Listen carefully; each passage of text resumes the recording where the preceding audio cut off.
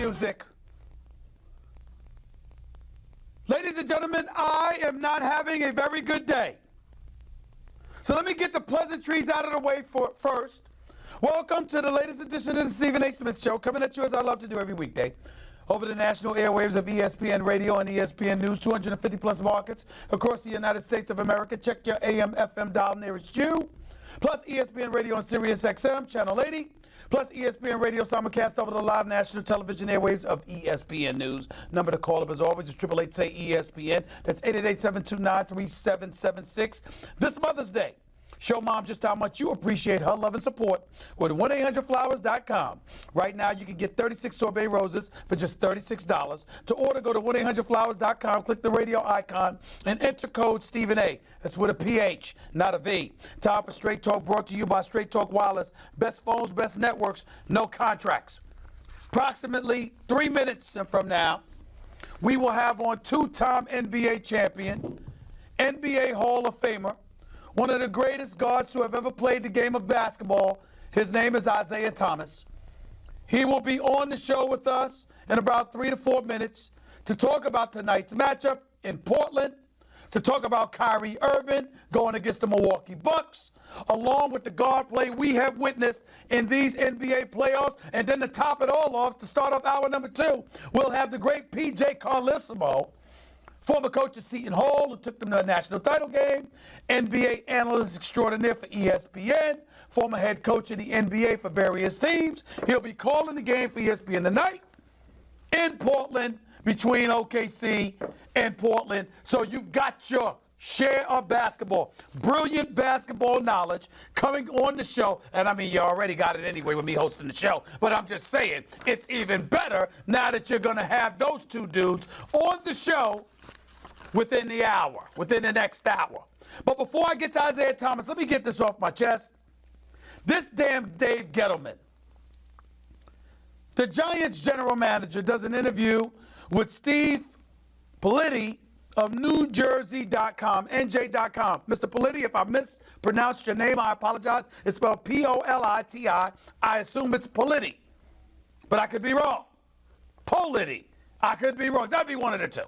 Nevertheless, Dave Gettleman talks to this man, the general manager for the New York Giants, and he's asked a question in regards to critics and whether or not they're missing the point on why he made certain trades this offseason. Gettleman's response: there's more to it than just collecting talent. There's a cultural thing to it that's critical. I have not been on a team that's gone to a Super Bowl that's had a culture problem, end quote. Politi followed up by asking Gettleman if he had a culture problem in New York, and Gettleman's response was, not anymore. I think it's safe to say he wasn't talking about Olivia Vernon.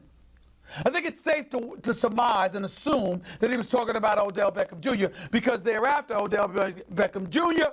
went on Twitter, paraphrasing because I don't have the tweet in front of me, talking about ask my teammates, ask the coaches, ask anybody that's ever played with me, etc., etc. I'm not a cancerous effect on a locker room, blah, blah, blah. Proceeded to put out about 44 tweets responding to trolls on Twitter. Why, I don't know, but that's what he did. And to me, Odell Beckham Jr. has every right to come to his own defense. First of all, you get him and you're a grown man. You're a grown man and an executive. What the hell are you taking shots at Odell Beckham Jr. for? Why would you do that? Number 2, it gives the impression that he was the reason y'all were losing when you know good and damn well that wasn't true. Number 3, it brings attention to Gettleman and the Giants' fixation on elevating the stature of Eli Manning, the 2-time Super Bowl champion, who still won't be a Hall of Famer in all likelihood, because when he wasn't winning those 2 Super Bowls, he was busy missing the playoffs most of the time. Even though I think a 2-time Super Bowl champion warrants consideration to the Hall of Fame. And if he was a basketball player, he'd damn sure be in the Hall of Fame with some of these Hall of Famers that are in there. But this is football we're talking about here. So let's take that into consideration. Now, the one thing I will say, because all of that was in defense of Odell Beckham Jr., who I don't believe deserved what Gettleman implied.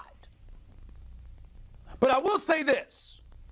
When I think about Odell Beckham Jr., this is the one thing I can't come to his defense of.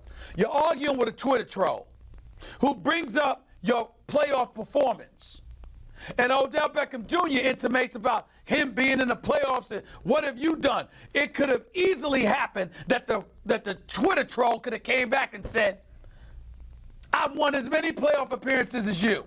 As many playoff games, rather, as you. And I've been to one less playoff appearance than you. Because Odell Beckham Jr. only been in the playoffs once. And in that game, you were targeted 11 times. You dropped 4 passes. So let's pump the brakes and be mindful of who you're chirping at. It's not necessary, and it doesn't all make you look good. But my real focus is on Gettleman. And the fact that here you are implying, in my opinion, that Odell Beckham Jr. was the problem. And we all know that the New York Giants were a problem. Got a busy signal. I need that fixed, please. 888-SAY-ESPN. That's 888-729-3776. That's what we're talking about here. So when you imply that Odell Beckham Jr. is the problem, that really, really rubs me the wrong way. Because everybody and their mother knows Eli Manning was the problem. Let's stop that nonsense. Let's be honest about what's transpired with the New York Giants. Let's understand that as the NFL draft approaches this Thursday, we're all hoping and praying that the Giants are smart enough to take Dwayne Haskins. Not because that's your only need, but it's because Eli Manning has been relatively bad over the last 2 or 3 years that we know it's time to move in a different direction. Why else would you be looking at the New York Giants and contemplating whether or not they made the wrong pick with bringing up Saquon Barkley with the number 2 overall pick, knowing what a stud is? Why? Because you know how desperate your needs were at the quarterback position. And Sam Darnold went number 3 to the Jets when he easily could have won number 2 to the Giants. So that's what we're talking about here. Again, ladies and gentlemen, in any minute or so, assuming our technology is all right, on the line with us right now is the one and only Isaiah Thomas. Are you there, Zeke? I am here. How are you? What's up, my brother? How are you? How's everything going?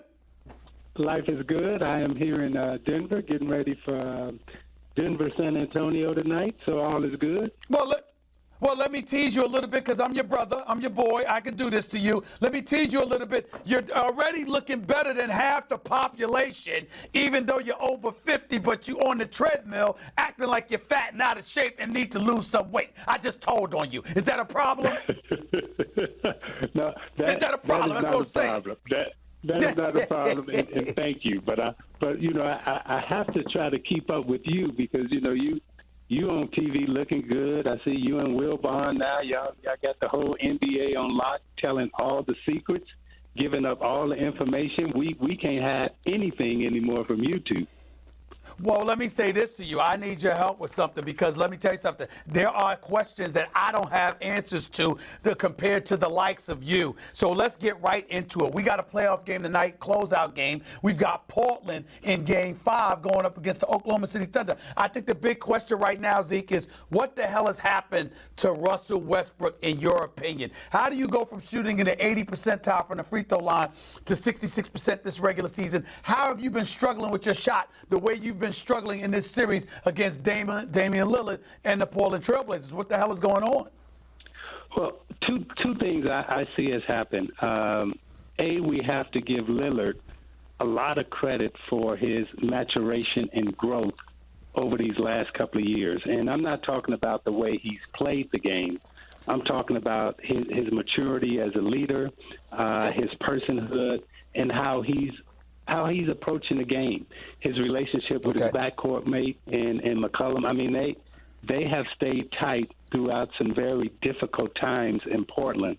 And too many times we measure growth only by points, rebounds, and assists. But what I've seen in him as a leader, as a man, and as a player has definitely shown the light and shined the light on how far he's come and how far he's paced Westbrook. You know, when we look at Westbrook, you know, we love his talent, we love the way he competes, but his maturity level and maturation level as a leader and also as a teammate and as a player has definitely been stifled. He seems stuck on where he was in the past and not necessarily where he needs to be presently and in the future. And I think that's affected his game. Elaborate on that. What do you mean by that when you say he's been stuck on